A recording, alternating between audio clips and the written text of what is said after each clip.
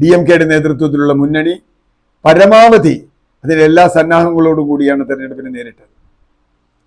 അവിടെ വലിയ തോതിൽ സഖ്യം കൊണ്ടുവരാൻ കഴിഞ്ഞു. ADMKയുടെ തന്നെ ഒരു ഭാഗം ഇപ്പുറത്ത് വന്നു. വിജയകാന്തിൻ്റെ പാർട്ടി കൂടെ ചേർത്തു. എല്ലാ BJP വിരുദ്ധ കക്ഷികളെയും ഒന്നിച്ചു കൊണ്ടുവന്നൊരു പ്ലാറ്റ്ഫോമിൽ കൊണ്ടുവന്നു. പക്ഷേ അവിടെ അപ്രതീക്ഷിതമായ മറ്റൊരു ഘടകം വന്നു. അത് ഏത് തരത്തിൽ വന്നു എന്നൊക്കെയുള്ള നമുക്ക് ആലോചിക്കേണ്ടി വരും. TVK എന്ന് പറയുന്ന നടൻ വിജയുടെ പാർട്ടിയാണ്. ആ പാർട്ടിയുടെ വരവ് എന്തുണ്ടാക്കുമെന്ന് ആർക്കും അറിയില്ല. കാരണം അതൊരാൾക്കൂട്ടമാണ്, ഫാൻസ് അസോസിയേഷനാണ്.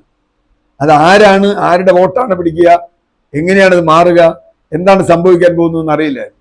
പക്ഷേ പൊതുവെ ഒരു നല്ല സംഘടനാ രൂപമില്ലാത്തത് കൊണ്ട് TVK അധികം വോട്ട് പിടിക്കില്ല എന്ന വിശ്വാസമായിരുന്നു മിക്കവാറും ആളുകൾക്കുണ്ടായിരുന്നു. പക്ഷേ TVK അതിൻ്റെ എല്ലാ കണക്കും തെറ്റിച്ചു. അവരിപ്പോൾ കേവല ഭൂരിപക്ഷത്തിന് തൊട്ട് താഴെ 100 സീറ്റ് അവർ പിടിച്ചിരിക്കുന്നു. 100, 105 സീറ്റ് പിടിച്ചിരിക്കുന്നു എന്നാണ് നമ്മൾ മനസ്സിലാക്കുന്നത്.